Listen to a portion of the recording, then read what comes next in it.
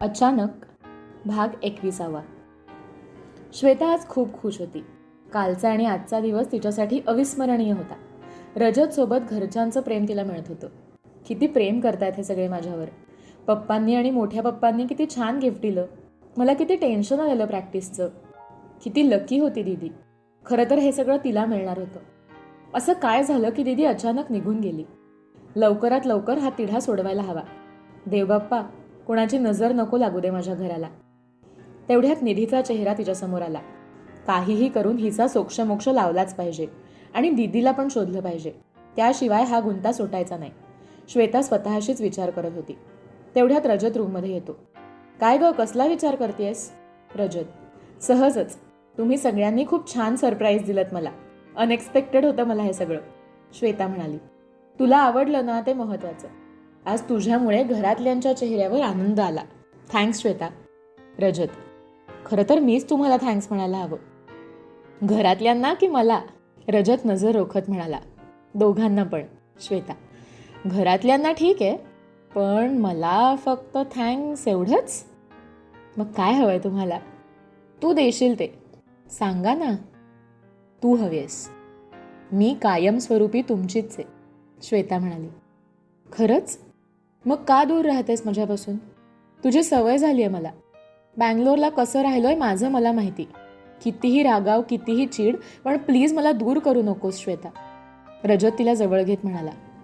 I am really sorry रजत. मी परत असं नाही वागणार. बाय द वे, परवाचं लेटर खूप छान होतं. स्पेशली तुम्ही केलेली कविता. आवडली तुला? खूप. मी तुम्हाला छुपरुस्तम उगाच नाही म्हणत. खूप छान छान सरप्राईजेस देता. परवा कविता, काल कपल्स वॉच. एकदमच भारी. श्वेता खुश होत म्हणाली. संगतीचा परिणाम, बाकी काय. आणि तो हसायला लागतो. एक विचारू? हां बोल ना. तुम्ही कोल्हापुरी साज कसा का आणलात? खूप कॉस्टली आहे तो. काही स्पेशल कारण असतं तर ठीक होतं, पण. श्वेता: तुझ्यासाठी स्पेशल नसेल, पण माझ्यासाठी खूप स्पेशल होतं. काल तुला साडी घेतली आणि सोबत काहीतरी ज्वेलरी घ्यावी म्हणून मी गोल्डच्या दुकानात गेलो. नेकलेस घेणार होतो तुला, पण हा ट्रेडिशनल साज आवडला म्हणून घेऊन टाकला. आणि कॉस्टचं म्हणशील तर ह्या जगातली प्रत्येक गोष्ट तुझ्यासमोर फिकी आहे. वस्तूची किंमत पैशात होते, पण माझ्या प्रेमाची आणि माझ्या श्वेताची किंमत कधीच करता येणार नाही. रजत म्हणाला. तुम्ही असं बोललात की मला असं वाटतं की मी खरंच ह्या सगळ्याची हकदार आहे का? असं का बोलतेस? तू हे सगळं डिझर्व करतेस श्वेता. आणि महत्त्वाची गोष्ट म्हणजे तू फक्त माझी आहेस. असं म्हणून तो तिला जवळ घेतो.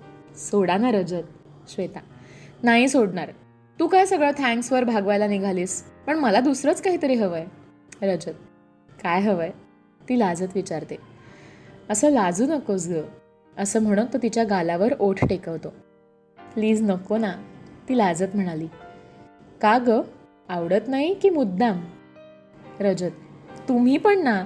असं म्हणून ती जायला निघते. तेवढ्यात तो तिला अजूनच मिठीत घेतो. सोडा ना.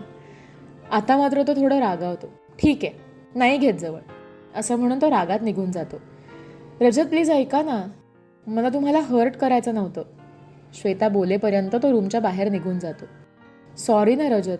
मलाच कळत नाही मी काय करू. खूप प्रेम करते मी तुमच्यावर, पण तुमच्यापासून दूर जायची भीती वाटते मला. एकदा का या सगळ्या गोष्टींचा सोक्षमोक्ष लावला ना, की मग आपल्यात कुठलाच दुरावा राहणार नाही. तोपर्यंत प्लीज माझ्यावर रागवू नका. मला तुमच्या काबिल बनायचं आहे. स्वतःला सिद्ध करायचं आहे. मला माझ्या प्रेमावर कुणाचाही अधिकार नको आहे. मला तुम्ही सर्वस्वाने माझे हवायत. थोडे दिवस थांबा प्लीज. मग आपल्याला कुणीही वेगळं करू शकणार नाही. मला माफ करा. माझ्यामुळे खूप त्रास सहन करायला लागतोय तुम्हाला. श्वेता उदास होऊन विचार करत बसून राहिली. इकडे रजत टेरेसवर निघून आला. खूप अस्वस्थ होता तो. का दूर राहतेस श्वेता तू? तुझ्या नजरेत माझ्यावरचं प्रेम स्पष्ट दिसतं मला. तुझ्या वागण्यातून जाणवतं ते मला. मग का दूर राहतेस? हो ना ग माझी, सर्वार्थानं. काय कमी आहे माझ्यात? सांग ना. विचार करत करत तो तिथेच झोपून जातो. सकाळी उठून खाली येतो आणि त्याचा तो आवरून घेतो. रजत. श्वेता त्याला हाक मारते. तो तिच्याकडे जराही लक्ष देत नाही आणि जायला निघतो. ती पटकन त्याचा हात धरते. जाऊ दे श्वेता, मला उशीर होतोय. ती त्याच्या जवळ येते. त्याचा चेहरा स्वतःकडे वळवते. तो नजर फिरवून घेतो. बघा ना एकदा. नाही नको. उगाच तुला काही प्रॉब्लेम नको. असं का बोलता? एक बोलू का? तुम्ही रागवलात ना की खूप हँडसम दिसता, असं म्हणून मी त्याला मिठी मारते. झालं असेल तुझं तर निघू का मी? नको ना. श्वेता जायला हवं मला, मी निघतो. राहू द्या ना तुमच्याजवळ. नाही नको. किती रागावता, प्लीज थोडा वेळ द्या ना मला. मी कुठं नाही म्हणतोय. थोडा वेळ काय, अख्खं आयुष्य थांबायची तयारी आहे माझी. पण काय प्रॉब्लेम आहे ते तरी सांग. प्रेम करतेस माझ्यावर तरीही दुरावा का श्वेता? विश्वास नाही आहे का माझ्यावर? तुला असं वाटतं का की मी तुला दूर करेन? तर तसं अजिबात नाही आहे. श्वास आहेस तू माझा. तुझ्याशिवाय जगण्यापेक्षा मी मरण जवळ करेन, समजलं? असं म्हणून तो रागातच निघून जातो. त्याच्या बोलण्यानं तिचं दिल भरून आलं. किती प्रेम करता रजत. बस ना, सहन नाही होत मला. मलाही तुमच्याजवळ यायचंय. बराच वेळ ती विचार करत बसते. तेवढ्यात तिचा फोन वाजतो. हाय, बोला ना राज भैया. श्वेता, निधीच्या सगळ्या डिटेल्स पाठवतो मी तुला. पण हे कन्फर्म की सईच्या गायब होण्यामागे निधीचाच हात आहे. तुम्हाला कसं कळलं? मी डिटेक्टिव्ह लावलेला तिच्या मागे. ज्यामुळे बेसिक कळलंय ते मी तुला पाठवतो. ठीक आहे, पाठवा. पाहते मी काय करायचं. ती लगेच वैभवला कॉल करते. बोला मॅडम, आज बरेच दिवसांनी कॉल केलात. वैभव, थोडं काम होतं तुझ्याकडे. श्वेता, हां बोल ना. एका मोबाईल नंबरच्या डिटेल्स काढायच्या आहेत. ओके, पाठव. संध्याकाळपर्यंत सांगतो. ठीक आहे. ती फोन ठेवते आणि निधीचा मोबाईल नंबर वैभवला पाठवते. तिच्या डोक्यात विचारांनी चांगलाच स्पीड घेतला होता. आधीची श्वेता डोकं वर काढत होती. शेवटी तिच्या घराचा प्रश्न होता. रजत हॉस्पिटलला आलेला, पण त्याचं सगळं लक्ष श्वेताकडेच होतं. काय झालंय श्वेता? हल्ली पहिल्यासारखं हट्टीपणा करत नाहीस तू. किती दिवसात आपण कट्ट्यावर पण गेलो नाही. सवय लावून ठेवली आहेस मला, आणि आता स्वतःच बदलली आहेस.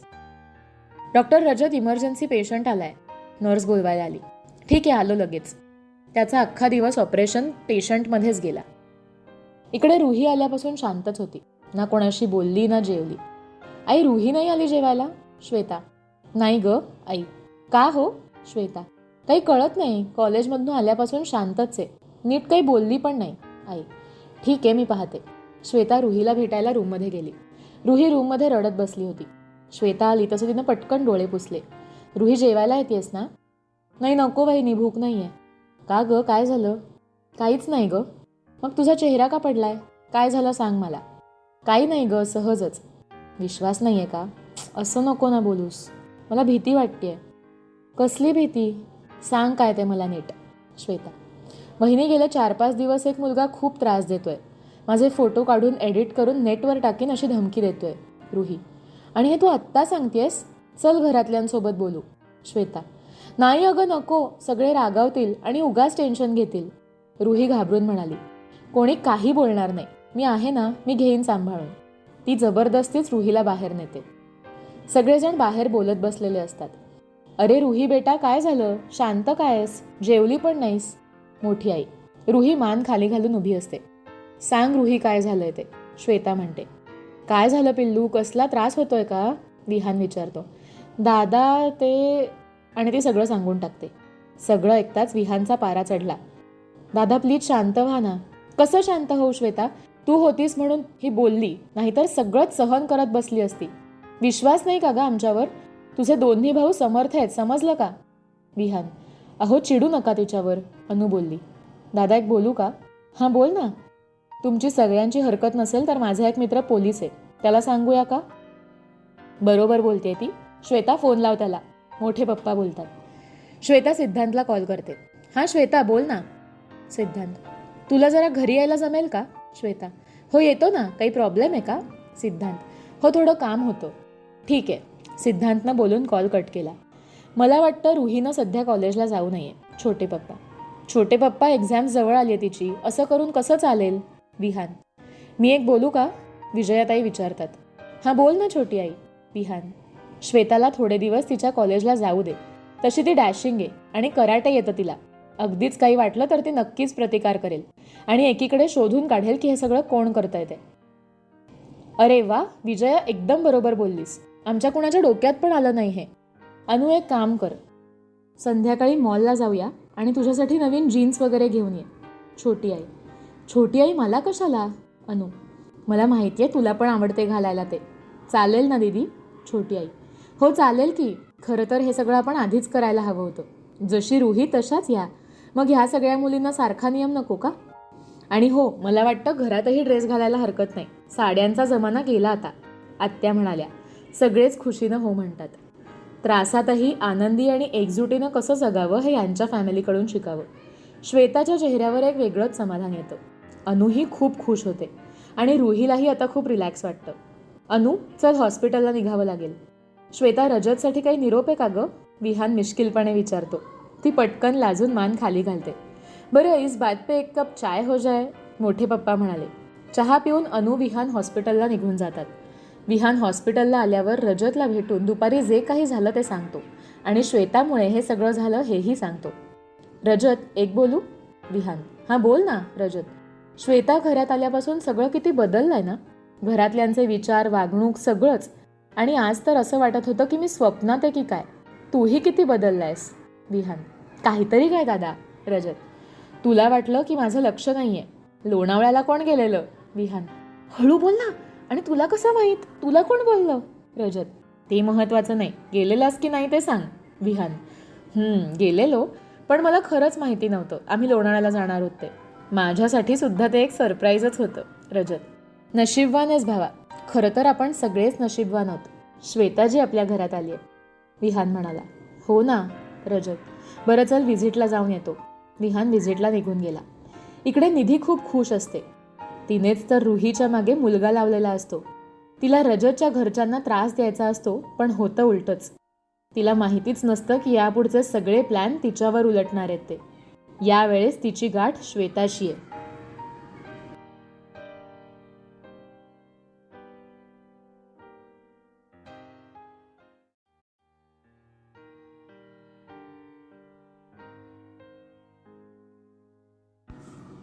अचानक भाग 22. मार्केटला जायचं म्हणून अनु हॉस्पिटलमधून लवकर जायला निघाली. तेवढ्यात रजतनं तिला हाक मारली. वहिनी, घरी निघालात का? रजत, हो. तुम्ही येताय का? अनु, नाही, फक्त हे एन्व्हलप श्वेताला द्या. रजत, हो देते ना. रजत भैया, आपण सगळेच जण रात्री जेवायला बाहेर जाऊया का? अनु म्हणाली. भाईशी आणि घरच्यांशी बोलतो आणि कळवतो.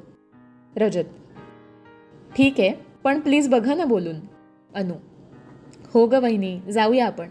रजत म्हणाला. रजतशी बोलून अनु घरी यायला निघाली. इकडे सगळं महिला मंडळ शॉपिंगला जायचं म्हणून उत्साहात होतं. श्वेता पण आवरून तयार होते. सगळेजण चहा प्यायला एकत्र येतात. तेवढ्यात अनु येते. अनु, फ्रेश होऊन ये, सगळे चहा प्यायला बसू. हो आई, येते, असं म्हणून ती आवरायला निघून गेली. सगळे एकत्र चहा प्यायला बसतात. चहा पिऊन झाल्यावर शॉपिंगला जायला निघाल्या. विजयराव आणि विनयराव यांनी रुही, श्वेता आणि अनुला हाक मारली. काय आहे पप्पा? दोघं पण तिघींना प्रत्येकी 10,000 10,000 रुपये देतात. हे एवढे कशाला पप्पा आणि मोठे पप्पा? अनु, अरे आमच्या मुली शॉपिंगला जात आहेत, मग बापांना पैसे नको का द्यायला? पप्पा आहेत आमच्याकडे. अनु बोलली. मला माहिती आहे तुमचे नवरे कमावतात ते, पण आज हे आमच्याकडून. मोठे पप्पा, ठीक आहे, करतो आम्ही शॉपिंग. तिघीही खुश झाल्या. आई, आत्या येत आहेत ना? श्वेता, त्या नाही म्हणतायत. आई, मी विचारू का? अनु बोलते. जा, जाऊन विचारून ये. आई. अनु आत्यांना भेटायला निघून गेल्या. आधी तर आत्या यायला तयार नसतात, पण अनुला वाईट वाटू नये म्हणून त्या तयार होतात. अगं श्वेता, रजतभाईंनी एन्व्हलप दिलंय तुला. अनु. श्वेता एन्व्हलप उघडून बघते तर त्यात थोडे पैसे आणि क्रेडिट कार्ड असतं. ती मनातून खुश होते. रागवलाय तुम्ही तरी किती काळजी करता. मी पैसे मागणार नाही म्हणून स्वतःहूनच पैसे पाठवून दिलेत. श्वेता स्वतःशीच म्हणाली. सगळ्याजणी शॉपिंगला निघून जातात. निघता निघता श्वेता सिद्धांतला कॉल करते. सिद्धांत, आम्ही बाहेर निघालोय. रुही पण सोबत आहे. मला त्या मुलाचे यायचे चान्सेस वाटत आहेत. श्वेता, मी निघतोच आहे, लोकेशन सांग मला, मी येतो तिकडे, लांबूनच लक्ष ठेवतो. सिद्ध, ठीक आहे. श्वेता. थोड्या वेळात सगळ्याजणी मॉलमध्ये पोहोचल्या. सगळ्याजणी मॉलमध्ये भरपूर शॉपिंग करतात, भरपूर खाणं पिणं करतात. तेवढ्यात रुहीची नजर समोरच्या टेबलाकडे जाते तर तिथे तो मुलगा बसलेला असतो. त्याला पाहून रुही घाबरते. श्वेताच्या नजरेतून ही गोष्ट सुटत नाही. ती नजरेनंच रुहीला शांत करते आणि सरळ त्याच्या नकळत त्याच्या मागे जाऊन उभी राहते. ती त्या मुलाची कॉलर धरणार एवढ्यात सिद्धांत तिला अडवतो. सिद्ध, का अडवलंस तू मला? श्वेता. श्वेता, असं डायरेक्ट पकडून कसं चालेल त्याला? जरा डोकं शांत ठेव, मी सगळी माहिती मागवली आहे त्याची. थोडे पुरावे गोळा होऊ दे आणि मी आहे ना इथेच, थोडा धीर धर. सिद्ध, ठीक आहे, असं म्हणून श्वेता त्याला घेऊन टेबलजवळ जाते आणि सगळ्यांची ओळख करून देते. तेवढ्यात तो मुलगा तिथून निघून जातो. सिद्धांत रुहीला बोलतो, घाबरायची बिलकुल गरज नाही तुम्हाला, मी आहेच. आणि अगदी काही वाटलंच तर तुमच्या वहिनीला सांगा, मग पार धुलाई होईल त्याची. सिद्धांतच्या बोलण्यावर सगळे खळखळून हसतात. तेवढ्यात रजत आणि विहान जॉईन होतात. अरे हाय सिद्धांत. रजत, हाय जिजू. सिद्ध, कसा आहेस? मी मस्त, तुम्ही कसे आहात? मी पण मस्त. काय मग, कशी झाली शॉपिंग? एकदम मस्त भाई, जाम धमाल केली आम्ही. वा, चला मग डिनरला जाऊया. अरे नको विहान, ते दोघेजण घरी वाट पाहत असतील, आई म्हणल्या. चल ग आई, ते दोघे पण येत आहेत, विहान म्हणाला. काय? आई, हो चला तुम्ही. सगळेजण हॉटेलला निघून आले. पप्पा आणि मोठे पप्पा पण त्यांना जॉईन झाले. सगळेजण मस्तपैकी डिनर एन्जॉय करतात, हसत खेळत मजा मस्ती करतात. रात्री उशिरात सगळे घरी येतात आणि झोपायला जातात. रजत फ्रेश होऊन बाहेर येतो. श्वेता रूमची आवराआवर करत होती. खरं तर फिरून फिरून ती खूप दमलेली. असं वाटत होतं की कोणीतरी पाय चेपून द्यावे. ती क्रोसिन घ्यायला जाते तर रजत तिला अडवतो. काय होतंय? रजत, काही नाही, थोडा थकवा आलाय, श्वेता म्हणाली. झोपलीस की बरं वाटेल तुला. रजत, प्लीज एक गोळी घेते ना, पाय दुखतायत माझे. एवढं फिरायला सांगितलेलं कोणी? रजत गालातल्या गालात हसत म्हणाला. असू दे. श्वेता, तो हसायला लागतो. झोप इथे, पायाला तेल लावतो. रजत काळजीनं म्हणाला. नाही नको प्लीज, मला नाही आवडत माझे पाय दाबलेले. श्वेता, ती खूप आढेवेढे घेते पण तो काही ऐकत नाही. तिला माहीत असतं आता जर ती काही बोलली तर रजत रागवेल. आधीच तो रागावलाय आणि आता नको बोलले तर जरा काही बोलतायत ते पण बंद होतील. शेवटी नाईलाज म्हणून ती पाय चेपून घ्यायला तयार झाली. त्यानं तिच्या पायाला तेल लावलं तसं ती 5 मिनिटात झोपी गेली. ती झोपली तरी रजत तिला निहाळत होता. झोपल्यावर किती निरागस दिसतेस ग. नाही रागवता येत तुझ्यावर जास्त वेळ. मलाच नाही राहवत तुझ्याशिवाय. आणि आज जे काही घडलंय ते फक्त तुझ्यामुळे श्वेता. घराला घरपण आणलंयस तू. Love you Shweta. रजतनं श्वेताच्या कपाळावर ओठ टेकवले. तेवढ्यात तिला मेसेज येतो. रजत सहजच मोबाईल पाहतो तर सिद्धांतचा मेसेज असतो. तो उघडून पाहतो तर त्यात लिहिलेलं असतं, तुझा संशय खरा ठरलाय श्वेता. निधी आणि सईमध्ये काहीतरी कनेक्शन आहे. अजूनही त्या एकमेकींच्या संपर्कात आहेत.